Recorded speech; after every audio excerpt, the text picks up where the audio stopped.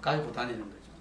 그래서 지금 꽃이 제일 아름다운 게 등나무 꽃이 지금 막 피었습니다. 그래서 뒤에 보면 등나무로 갖고 여기 오신 분들 다 한 번씩 이 자리에서 한번 지어보라고 내가 내놨습니다.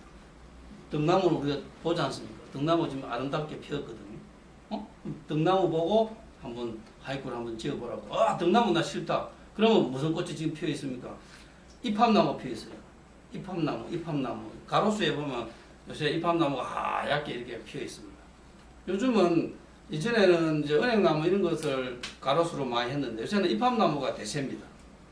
이팝나무가 그 꽃도 아름답고 또 공해도 강하고 또 성장도 잘 되고 해서 관리 측면에서 이팝나무를 엄청 씹습니다. 대구 같은 데는 거의 막 가로수 이팝나무입니다. 경주도 벚꽃이 기존에 있는 벚꽃은 관리하기 엄청 힘듭니다. 관리 잘해줘야 되고 번호 매기 갖고 공무원들 여기서 몇 번부터 몇 번까지는 공무원 누가 책임자 다 적혀 있습니다. 근데 이팝나무는 그냥 심어놓으면 잘 자랍니다. 그래서 이팝나무가 대세인데 경주도 지금 이팝나무가 완전히 피었어. 아주 터미널 부근에 가로수가 전부 이팝나무입니다. 이팝나무가 난자, 모자 그렇습니다. 근데 난자, 모자가 이팝나무라는 건데 이팝나무가 원래는 일본 본토에 없었습니다. 이팝나무가 일본 폰슈에는 없습니다. 그러면 쯔시마에 대마도에 이팝나무가 있습니다. 5월달에 가면 이팝나무 축제를 대마도에서 합니다.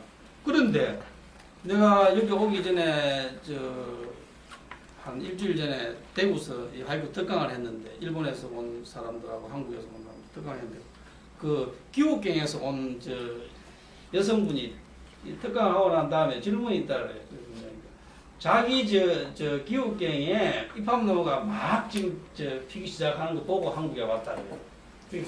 그 말은 뭔 말이냐면 요즘은 이전에 그 기후 현상하고 다르기 때문에 일본 본토에도 이팝나무가 성장이 가능하다는 거죠. 근데 나이가 좀 지긋한 사람한테 물어보면 자기 어릴 때는 일본 그 혼슈에는 전혀 이팝나무라는 나무는 들어보지도 못했고 보지도 못했다. 그게 이제 대마도에 이팝나무가 집중적으로 자란다라고 하는 것은 어떤 식물 어떤 그 생태학적인 면에서 볼 때 대마도 우리 땅이라는 것을 증명할 수 있는 거죠. 그런 것을 가지고 어쨌든 이팝나무가 지금 많이 피어 있지 않습니까? 그리고 그런 것들을 전부 다 이 17자 안에 반드시 집어넣어야 되는 게 이 하이쿠의 하나의 약속이라는 거죠. 그게 어떤 사람 측면에서 볼 때는 17자 몇 대 돼도 안 하는데 자연을 계절을 집어넣으려고 하니까 이거 뭐 사람 이게 구속하는 게 아니냐 이런 이제 주장하는 게 있죠. 그런 사람들은 이제 묵기파라 해갖고 계절을 무시하는 파. 그게 어떤 주류가 있으면 반드시 그에 대한 반대하는 사람이 나와야 이게 좋은 거지. 한 흐름으로 가버리면 그건 반드시 끝나버리거든요. 그러니까 묵기파라는 게 있습니다. 그러니까 자연의 계절을 무시하는 파가 있습니다. 그런 것도 있다는 것을 이해합니다. 그 다음에 또 하나의 약속이 뭐냐면 5자, 7자, 5자로 만들어야 한다는 것. 이것도 무시하는 파가 있습니다. 그런 것을 이제 자유율 하이쿠라 해가지고 5글자, 7글자, 5글자로 맞추지 않고 그 글자를 무시하는 그런 파도 있습니다. 그런 것들을 이제 자유율 하이쿠라 해가지고 있습니다.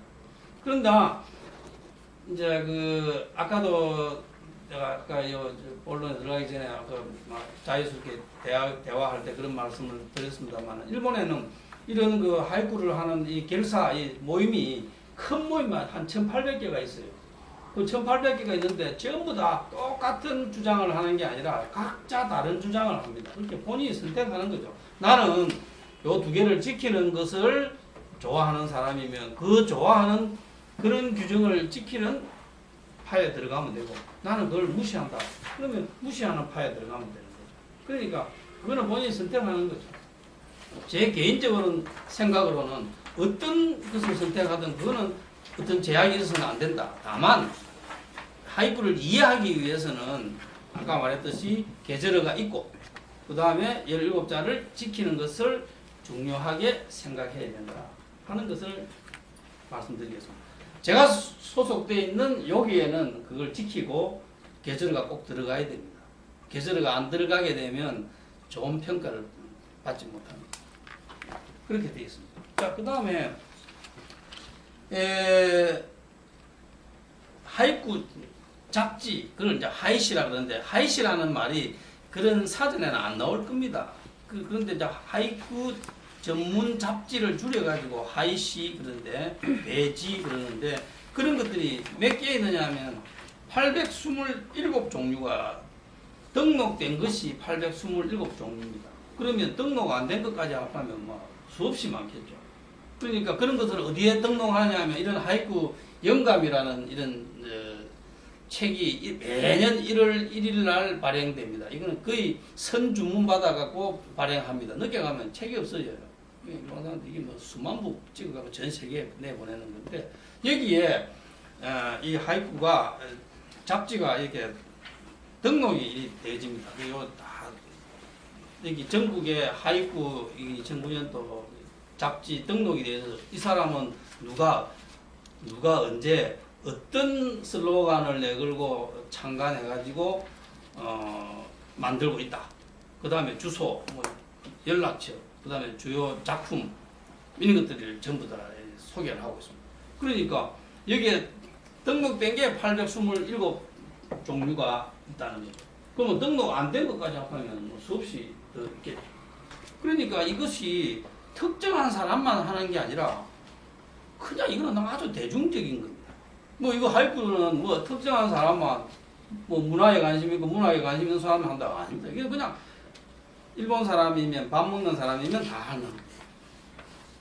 제가 소속된 데는 5살부터 105세까지 작품이 실립니다. 제일 나이가 어린 아이가 5살, 나이가 제일 많은 분이 105세. 물론 5살짜리는 일반인하고 같은 경쟁하는 게 아니라 그거는 별도로 이렇게 난이 하나 있습니다. 이게 별도로 있어가지고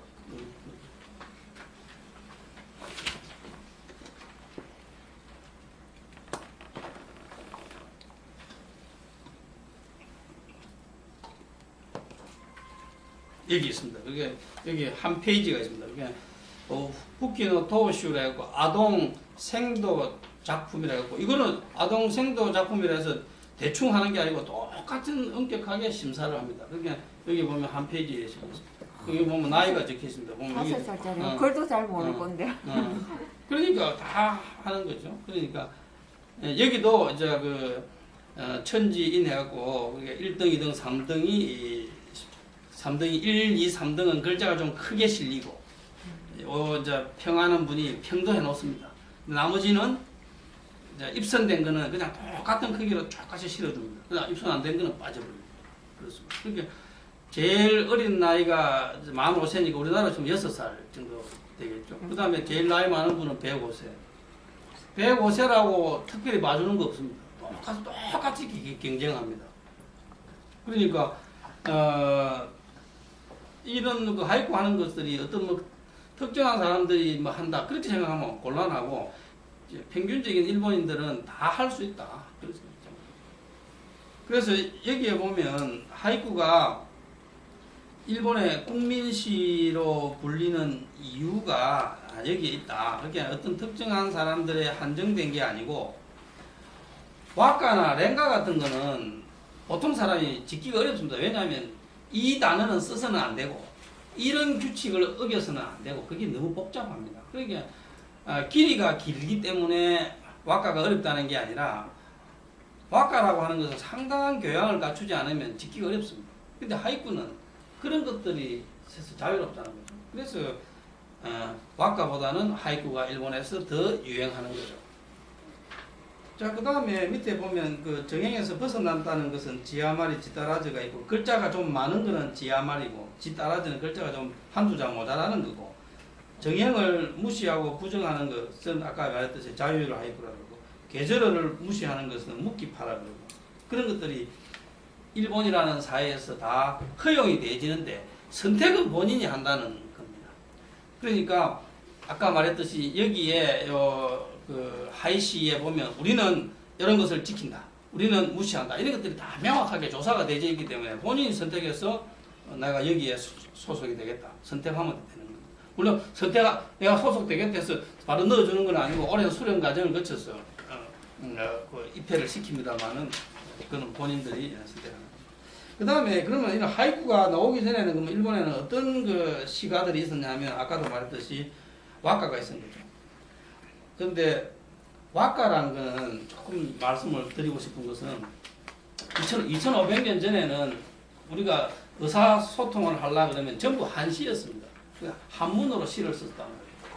그렇게 한문으로 시를 써서 이야기를 주고받을 수 있는 사람들은 극소수입니다. 한시라는 게 어렵지 않습니다. 그러니까 일본에서도 지식인들은 다 한시를 지었습니다. 그런데 가만히 보니까 중국과 다른 자아를 의식하고 만든 문화가 뭐냐면 일본은 와카고 그래서 와라고 한 겁니다. 왜 와라고 했느냐 하면 중국하고 다르다. 중국이 선진국은 선진국이지만은 일본이라는 나라도 있다. 중국하고 다른 나라도 있다라는 것을 강력하게 표시한 것이 와카라는 이름입니다. 그럼 그때 우리나라는 뭐였냐면 향가죠. 이름을 향가라고 한 거죠. 우리가 향가라고 한 거는 뭐냐면 우리가 그때 중국을 섬겼지만은 중국하고 다르다 우리도.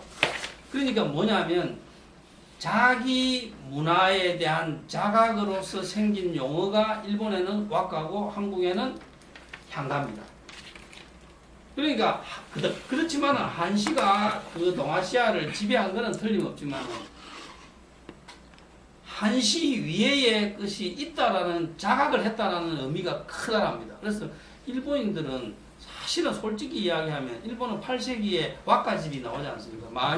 만엽집이 8세기에 완성이 되거든요. 그러면 그게 4,500수가 실려 있습니다. 그럼 일본 사람들은 자기의 어떤 그 아이덴티티를 만엽집에서 다 찾아낼 수 있습니다. 쉽게 이야기하면 어떤 색깔을 일본 사람이 좋아하는지, 어떤 음식을 먹었는지, 어떤 집에서 살았는지, 어떤 옷을 입었는지는 만엽집에 다 나온다는 겁니다.